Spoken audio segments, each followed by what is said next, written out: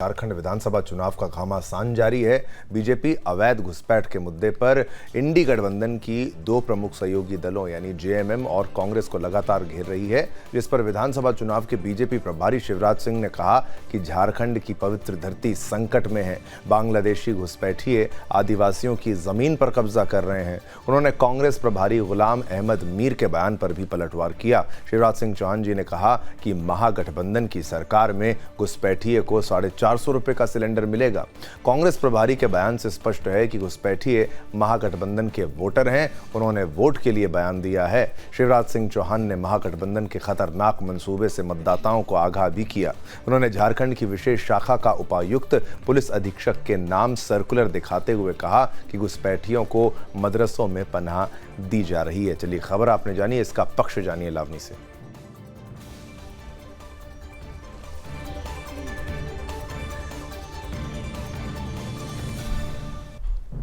धन्यवाद शिवम। अब आइए इस खबर का पक्ष आपको बताते हैं। तो झारखंड के इस चुनावी घमासान के बीच अवैध घुसपैठ का मुद्दा अपने चरम पर है, जिस पर विधानसभा चुनाव के बीजेपी प्रभारी शिवराज सिंह द्वारा कांग्रेस और जेएमएम पर हमलों के बीच झारखंड बीजेपी अध्यक्ष बाबूलाल मरांडी का भी बयान सामने आया है।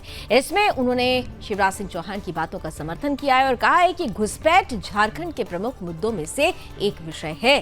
संपूर्ण झारखंड में घुसपैठ के कारण ही आदिवासियों की आबादी में गिरावट आई है। ये हम सभी के लिए चिंता का विषय है। याद होगा आपको कि बाबूलाल मरांडी ने ही बाकायदा एक रिपोर्ट तैयार की थी और वो रिपोर्ट लेकर वो केंद्र सरकार तक पहुंचे थे, दिल्ली दरबार तक पहुंचे हुए थे और उन्होंने कहा था कि ये ऐसा मुद्दा है जो आने वाले समय में चुनाव में एक खतरनाक परिस्थिति पैदा कर सकता है, क्योंकि जिन इलाकों में हिंदू बहुसंख्यक थे वहां पर अचानक से मुसलमानों के आधार कार्ड ज्यादा बन रहे हैं। ये मुद्दा उस वक्त उन्होंने पहले ही उठाया था। अब इस मुद्दे को फिर से चुनाव में जब ये मुद्दा उठा है तो उसका वो समर्थन करते हुए नजर आते हैं। साफ तौर पर कहते हैं कि सनातन हिंदुओं की आबादी में बढ़ोतरी देखने को नहीं मिली है।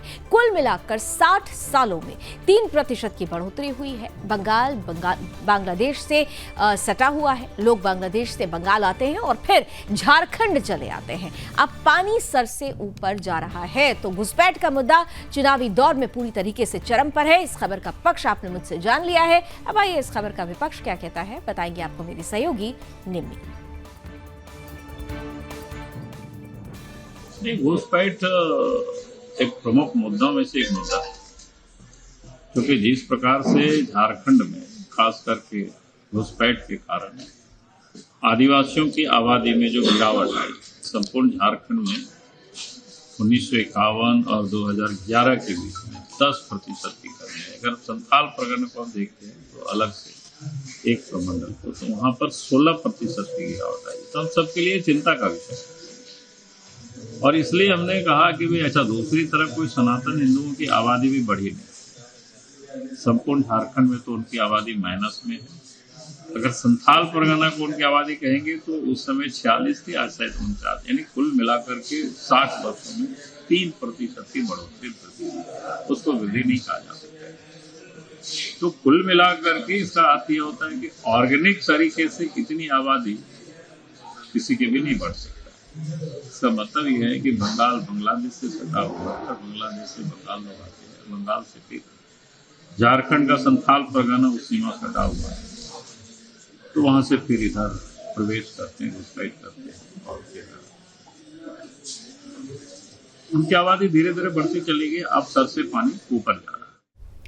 चलिए इस खबर का विपक्ष अब आपको बताते हैं। केंद्रीय मंत्री शिवराज सिंह चौहान के घुसपैठ के मुद्दों पर कांग्रेस और जेएमएम के हमलों के बीच अब कांग्रेस की ओर से भी प्रतिक्रिया सामने आई है, जिस पर कांग्रेस नेता सुबोधकांत सहाय ने कहा है कि ये बेबुनियादी बातें हैं। झारखंड में घुसपैठ मुद्दा नहीं है। मां बेटी और रोटी का जो सवाल है तो बीजेपी सरकार ने तो इनके पूरे सामाजिक जीवन को खत्म कर दिया था, जब सीएनटी एसपीटी एक्ट लाकर उनकी जमीन पूंजीपतियों को दी गई है। ऐसी स्थिति में हेमंत सरकार ने मां बेटी और रोटी का आर्थिक स्वावलंबन किया है। उनकी संपत्ति, संपदा, जंगल, जमीन और पहाड़ का भी संरक्षण किया है। मैं समझता हूं कि एक बेबुनियादी सवाल है। कहीं झारखंड में घुसपैठ इशू नहीं है। एक एक दो दो लोग कहीं कभी कोई पकड़े गए तो बात जुदा है, लेकिन इशू नहीं है ये। रहा सवाल कि माँ बेटी और रोटी का सवाल है, तो भाजपा सरकार ने तो इनके पूरे सामाजिक जीवन को खत्म कर दिया था जब CNT SPT एक्ट को अमेंड करके इनकी जमीन मित्रों जो है भाजपा के पूंजीपतियों को देना था। ऐसे स्थिति में हेमंत सरकार ने माँ बेटी रोटी का तो आर्थिक स्वावलंबन किया ही, प्लस उनकी संस्कृति सभ्यता जंगल जमीन पहाड़ का भी सुरक्षा किया, वो भी गारंटी दिया। तो मैं समझता हूं कि ये कैंपेन का इनका जो घुसपैठ और आदिवासियों के खिलाफ इनके बड़े कारनामे हैं, जिससे इनको बैकफुट पे आना पड़ा है।